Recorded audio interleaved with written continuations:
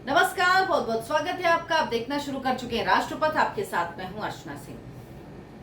दिल्ली के पूर्व उप मुख्यमंत्री सर जी के दाहिने हाथ, बहुत प्रिय शिक्षा मंत्री रहे, आबकारी मंत्री रहे, दिल्ली सरकार के 18 मंत्रालय उनके अधीन रहे, लेकिन उनको कोर्ट जमानत नहीं दे रही, बार बार जमानत अर्जी खारिज कर रही है। और इस बार दिल्ली हाई कोर्ट से मनीष सिसोदिया को राहत नहीं मिली। ईडी की तरफ से दायर मनी लॉन्ड्रिंग केस में मनीष सिसोदिया की जमानत अर्जी दिल्ली हाई कोर्ट ने अब खारिज की है। और ये कोई पहला मौका नहीं है जब मनीष सिसोदिया की जमानत अर्जी खारिज की गई हो। कोर्ट लगातार बार बार मनीष सिसोदिया की जमानत अर्जी खारिज कर रही है। इस बार जमानत अर्जी खारिज करते हुए कोर्ट ने क्या कहा और कितनी बार इससे पहले उनकी जमानत अर्जी खारिज हो चुकी है, लेकिन केजरीवाल जी क्या रट रहे हैं, ये सब कुछ आपको बताऊंगी। लेकिन आपसे गुजारिश है, उससे पहले मेरे इस वीडियो को लाइक कर दीजिए, चैनल को सब्सक्राइब जरूर कीजिए, ज्यादा से ज्यादा लोगों तक पहुंचाइए। आपसे गुजारिश है कि मेरे इस चैनल को आगे बढ़ाने में मदद कीजिए। शराब घोटाला मामले में मनी लॉन्ड्रिंग केस में फंसे मनीष सिसोदिया को जमानत नहीं मिली है कोर्ट से। कोर्ट ने जमानत देने से इनकार कर दिया है, यानी मनीष सिसोदिया अभी जेल में ही रहेंगे। दिल्ली हाई कोर्ट में ईडी के मामले में दो मामले चल रहे हैं, सीबीआई का अलग और ईडी का अलग। ये ईडी के मामले में जमानत अर्जी पर सुनवाई थी, तो इस मामले में मनीष सिसोदिया के साथ ही विजय बाबू, विनय नायर और अभिषेक बोनापल्ली की जमानत याचिका कोर्ट ने खारिज कर दी और कहा इस मामले में आप लोगों की संलिप्तता साफ साफ नजर आ रही है, इसीलिए आप लोग तो जेल में ही रहेंगे, यानी बाहर नहीं आने वाले, चाहे सर जी कितना माहौल बनाए, लेकिन मनीष सिसोदिया जेल में ही रहेंगे। मनीष सिसोदिया को सीबीआई ने 26 फरवरी को, सोचिए 26 फरवरी को गिरफ्तार किया था। सिसोदिया ने अपनी पत्नी की बिगड़ते स्वास्थ्य के आधार पर जमानत की याचिका लगाई थी।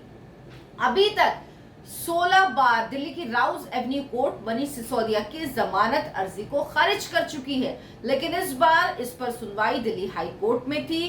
कोर्ट ने एक बार फिर कहा कि सिसोदिया के रुतबे को देखते हुए जमानत मिलने पर उनके गवाहों को प्रभावित करने की संभावना से इनकार नहीं किया जा सकता। यही नहीं, वो prevention of money laundering act के सेक्शन 45 के तहत जमानत की दोहरी शर्त, जो दोहरी शर्त होती जमानत की, उसको पूरा नहीं करते हैं। इन शर्तों के अनुसार कोर्ट को जमानत देने से पहले ये देखना होता है, इस बात को लेकर आश्वस्त होना होता है कि आरोपी ने मनी लॉन्ड्रिंग का अपराध नहीं किया है और आगे भी कोई अपराध नहीं करेगा। कोर्ट ने कहा इस सब पर गौर करने के बाद ये दिख रहा है, समझ में आ रहा है और अदालत को नहीं लगता कि वो इस स्थिति में जमानत के अधिकारी हैं, यानी उनकी इस मामले में संलिप्तता है।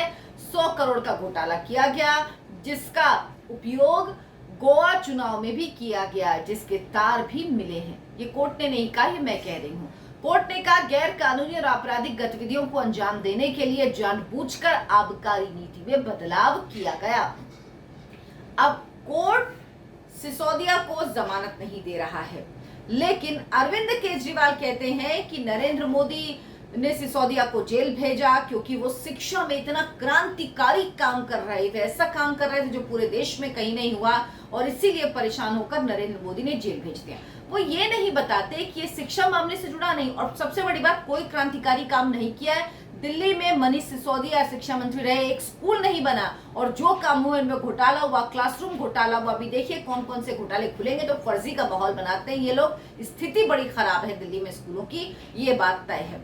लेकिन ये नहीं बताते कि ये जो जेल भेजा गया शिक्षा मामले में नहीं, ये शराब के मामले में भेजा गया। लेकिन ये शराब मामले की आबकारी नीति की बात ही नहीं करते, ये शिक्षा की रट लगाते और कहते हैं कि मोदी जी ने जानबूझकर जेल भेज दिया है।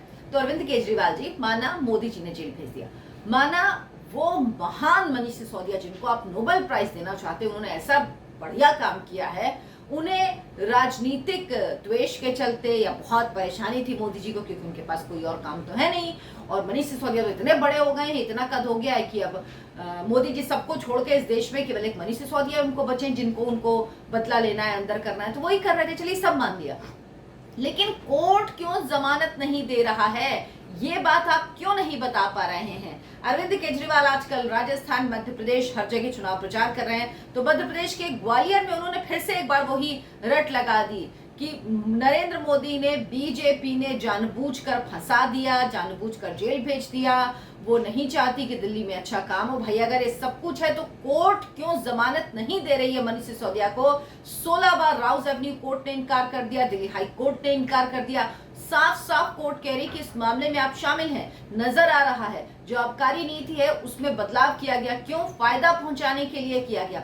एक सत्येंद्र जैन है जिनका नाम अब केजरीवाल जी की जुबान से नहीं निकलता है। शीश महल जब बन रहा था तो पीडब्ल्यूडी मिनिस्टर वही थे, लेकिन अब उनकी भी गर्दन इस मामले में भी फंसेगी और सर जी जानते हैं कि उन पर भी गाज जरूर गिरेगी, क्योंकि सीबीआई उनसे पूछताछ कर चुकी है। आज नहीं तो कल, मैं जैसे कहती हूँ ना, नंबर सबका आएगा तो सर जी का भी नंबर आएगा, सिर्फ इंतजार करिए। लेकिन एक बात समझ में नहीं आती कि इतना सब कुछ होने के बाद भी मनीष सिसोदिया आखिर सर जी का नाम क्यों नहीं ले रहे हैं, किस बात का इंतजार कर रहे हैं? क्योंकि ये तो पूरी तरह साफ है, विजय नायर सर जी का बेहद खास था, बहुत करीबी था, और उन्होंने किस तरह से पूरी बैठक की, मीटिंग की, और उसके बाद ये पूरा प्लान किया गया। तो ये मनीष सिसोदिया अकेले थोड़ी इस मामले में, अरविंद केजरीवाल बराबर से शामिल है, और बिना उनके इशारे के तो आम आदमी पार्टी दिल्ली सरकार में कुछ हो ही नहीं सकता, सवाल ही नहीं उठता है। लेकिन हाँ, अभी तक उनसे एक ही बार सीबीआई ने पूछताछ की है, लेकिन ये यकीन मानिए उनका नंबर जरूर आएगा, और इसीलिए डरे हुए हैं सर जी, और इसीलिए अध्यादेश के लिए सपोर्ट मांग रहे थे। उसको लेकर कोर्ट चले गए हैं। वो जहां जाते हैं वहां शिक्षा नीति की बात करते, आबकारी की बात नहीं करते। लेकिन एक बात का जवाब अरविंद केजरीवाल जी दीजिए, कोर्ट क्यों मनीष सिसोदिया को जमानत नहीं दे रहा है? आपके महान ईमानदार नेता को क्यों कोर्ट जमानत नहीं दे रहा, जिन्होंने इतना बढ़िया काम किया कि बच्चे उनको लेटर लिख रहे थे, क्या क्या झूठ नाटक फरेब ये पार्टी करती है। और अरविंद केजरीवाल जैसे झूठे नेता कोई और भारतीय राजनीति में तो कम से कम नहीं है, जो कुछ भी कहते हैं, और जिसकी सरकार इतनी जल्दी इतने ज्यादा भ्रष्टाचार में डूब गई, जो लोगों को दम भरते थे कि भ्रष्टाचार मिटाएंगे, जो नेता भ्रष्टाचार है उनके खिलाफ कार्रवाई करेंगे, वो आज खुद शीश महल पे ले रहे हैं। 53 करोड़ का शीश महल बनवाया है। सरकार में कितने घोटालों के आरोप है, कितनों की जांच हो रही, कितनों की जांच होने वाली है। तो ये सब कुछ चल रहा है, लेकिन ये जवाब नहीं देंगे कि कोर्ट क्यों जमानत नहीं देती अरविंद केजरीवाल जी। इस एक सवाल का जवाब तो आपको जनता को देना ही होगा। आप सबसे गुजारिश है, मेरे इस वीडियो को लाइक करें, शेयर करें और चैनल को सब्सक्राइब जरूर कर लें। धन्यवाद, नमस्ते।